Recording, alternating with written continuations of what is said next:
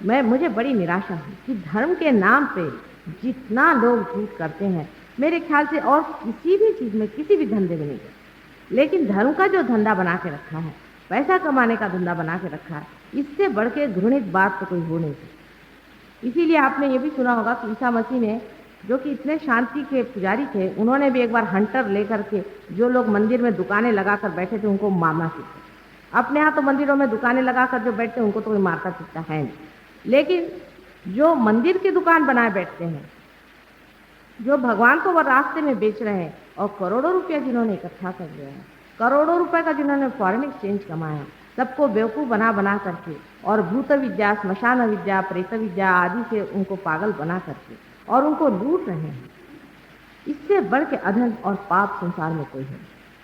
ये पाप की गठरी उनके सर से तो उतर ही नहीं सकती, क्योंकि वो सिर्फ आपका पैसा ही नहीं नोचते। पैसा नोचना है लेने, वो आपकी जेब काटना है लेने, कोई हर्ज नहीं, उससे कोई हर्ज नहीं बनता, क्योंकि ये तो सब विनाशी चीज़ें हैं, ये तो इसी संसार में रहने वाली हैं। लेकिन वो आपका जो अंदर का शक्ति का स्रोत जो कुंडलिनी है, उसी को जब खराबी कर देते हैं, उसी के मार्ग को खराब करते हैं और प्रेत विद्या और भूत विद्या से आपको भ्रष्ट कर देते हैं, तब उनको जान लेना चाहिए कि ये पैसे की गठरी न कोई ले गया है और न ले जाए, लेकिन पाप की गठरी ले जाने पर उनका क्या हाल है। लेकिन इनमें से तो बहुत से राक्षस के अवतार हैं, बड़े बड़े राक्षस हैं ये लोग जो संसार में आए हैं, भगवान का नाम कहते हैं, है राक्षस। इन लोगों को मैंने बहुत नज़दीक से देखा और मैंने जाना कि इतने मायावी लोग हैं कि इनका चक्कर ही जबरदस्त है। जैसे कि सीता जी को उठा के रावण ले गया था, बेचारी सीता जो साक्षात आदिशक्ति थी, उसे पता नहीं चला कि ये रावण मुझे ले। उसी तरह के महादुष्ट आकर के संसार में ये दुष्ट कार्य करें, और ये प्रेत विद्या और स्मशान विद्या के कारण ही अपने संसार में इतनी खराबियां और बुराइयां हैं, क्योंकि ये गंदी गंदी आत्माएं आकर के अच्छे भले आदमी को बेकार कर देती, उसकी सुबुद्धि को नष्ट कर। इनके हाथों में खेलना गलत बात है। हम जब किसी भी कार्य को एकदम से उद्विग्न होकर करते हैं, तब सोच लेते हैं कि हम सही कराएं, लेकिन जब वो काम खत्म हो जाता है तो इतना दुख लगता है, इतनी पीड़ा होती है कि कितने महामूर्ख थे, पता नहीं ये कैसे काम हमने कर लिया। वास्तविकता इसमें ऐसा है, ये सारी प्रेत विद्या है, एक मास हिप्नोटिज्म है, उसके बीच में हम दौड़ रहे हैं और पागल जैसी छोटी छोटी चीज़ों के लिए इतनी इतनी हत्या और हानियां हम लोग कर रहे हैं, हमें अंदाज ही नहीं। और ये लोग, इन्होंने 3-3, 4-4 करोड़ रुपए इकट्ठा किया हुआ है। इनके घरों में जाकर के देखिए तो आपको आश्चर्य होगा कि बड़े बड़े आलीशान घरों में रहते हैं, बड़े राजा बन के रहते हैं। दूसरे तरह के भी लोग संसार में निकल आए जो संन्यास लो, ये लो, वो लो, मास संन्यास लो आदि बातें सिखाते हैं। वास्तविक ये लोग आपको मूर्ख बनाना चाहते हैं। संन्यास क्या परमात्मा ने बनाया? जो परमात्मा ने बनाया नहीं वो कभी भी आध्यात्मिक हो। न तो परमात्मा ने संन्यास बनाया, न तो परमात्मा ने कोई भी ऐसी विचित्र सी बात नहीं बनाई जो ले करके आदमी चलते। संन्यास तो अपने अंदर की चीज, बाहर की नहीं होती। एक आध आदमी होता है जो अंदर से ही संन्यास है, वो फिर राजघराने में बैठा रहे और चाहे वो कहीं भी बैठा है, वो संन्यास्त होता है, उसकी तबीयत संन्यास्त होती है। मैं अपने पिताजी के लिए कह सकती हूँ कि बिल्कुल वो संन्यास्त स्वभाव के, अत्यंत संन्यास्त स्वभाव के। उनका स्वभाव इतना संन्यास्त था, अभी आपको एडवोकेट साहब ने बताया है, लेकिन हमने उनको बहुत नज़दीक से देखा कि उनका दातापना की यह हद थी कि अगर उनके पास कोई भी चीज़ हो और अगर कोई पहुंच जाए, उनके पास उनकी अंगूठी भी हो और अगर कोई पहुंच जाए कि साले साहब मुझे बड़ी परेशानी है और ये हो रहा, फौरन उतार के दे। एक दिन किसी ने उनसे कहा कि साले साहब क्या है, आप जिसको देखो उसको दे देते हैं, कोई पात्र अपात्र किससे सोचा करिए, ये तो सोचना चाहिए आपके भी बाल बच्चे हैं। उन्होंने कहा मेरे कौन बाल बच्चे, जिसके है वो संभालेगा। और वास्तविक यही बात, जिसके है उसी ने संभाला हुआ। उन्होंने तो आप जानते हैं कि एक पैसा भी हम लोगों के लिए छोड़ा नहीं था और न ही किसी के लिए उन्होंने कहीं विल बनाई। ऐसा आदमी भी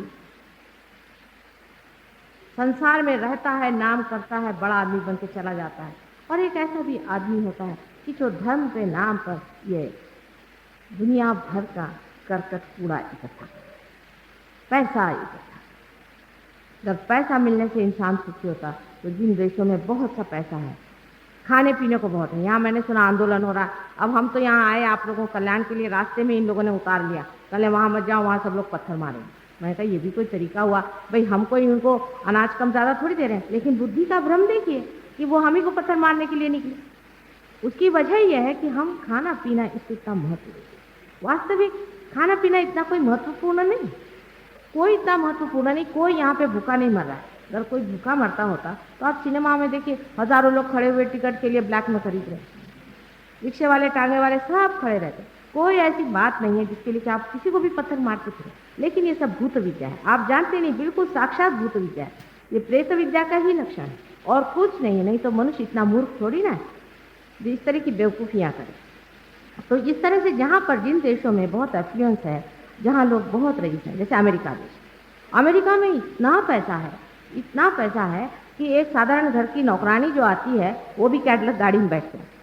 तो मुझे लगता था कि इनके यहाँ इतना पैसा है, लोग इतने दुखी थे।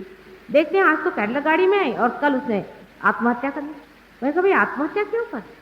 आखिर क्या बात है, इनके पास सारा पैसा होते हुए भी सबसे ज़्यादा संसार में आत्महत्या अमेरिका में होती।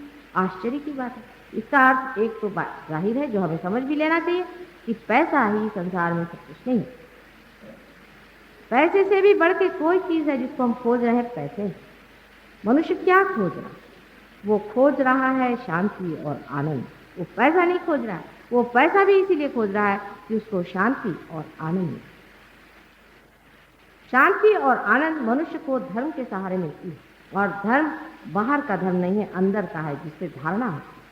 मनुष्य जब जान लेता है कि मैं कौन सी शक्ति हूँ, मैं किस शक्ति के सहारे चल रहा हूँ, उसी दिन वो शांत हो जाता है। जैसे मैं मजाक लोगों से बताती थी कि अगर हम लोग एरोप्लेन से जा रहे, तो देहाती लोग चढ़े एरोप्लेन में पहली मरतबा, तो उन्होंने कहा कि आप एरोप्लेन में जाते वक्त कुछ कम सामान ले जाइए। तो वो एरोप्लेन में बैठते साथ उन्होंने सामान अपने सर पे रखे। लोगों ने कहा भाई ये क्या करें? कहने हम तो एरोप्लेन का बोझा हल्का करें।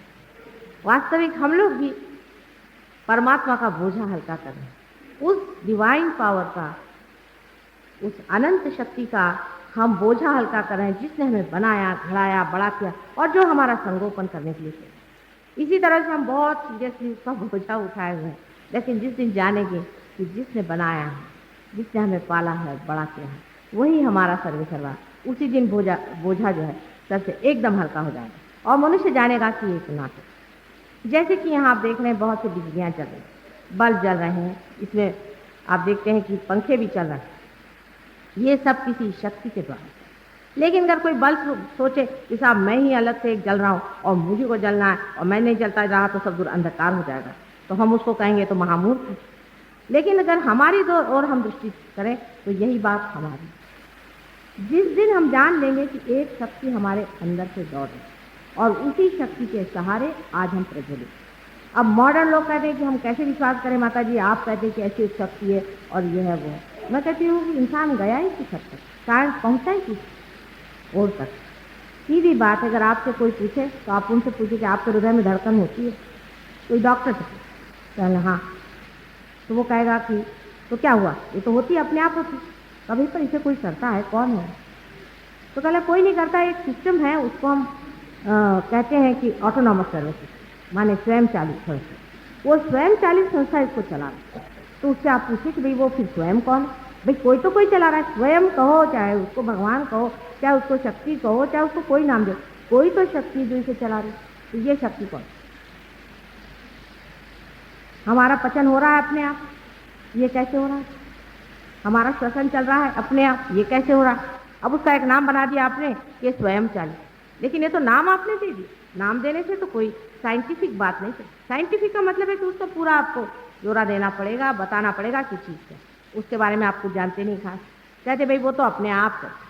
लेकिन घर समझ लीजिए, कोई अगर ये कहे कि उस अपने आप को आप हासिल कर सकते हैं और पा सकते हैं, तो फॉरेन साइंटिस्ट लोग उठ के खड़े होंगे, कहेंगे ये तो एक गृहिणी है, फिर वो भी नागपुर की रहने वाली है, हमको मालूम है ये क्या कर सकती। साइंस से चीज़ जानी नहीं जा सकती, ये चीज़ अपने ही अंदर है। और जितना कुछ संसार का जाना गया है, जितना भी ज्ञान है, जो कुछ भी आप आज किताबों पे देख रहे हैं, ये भी सब अंदर ही जाना गया, बाहर कुछ भी नहीं जाना।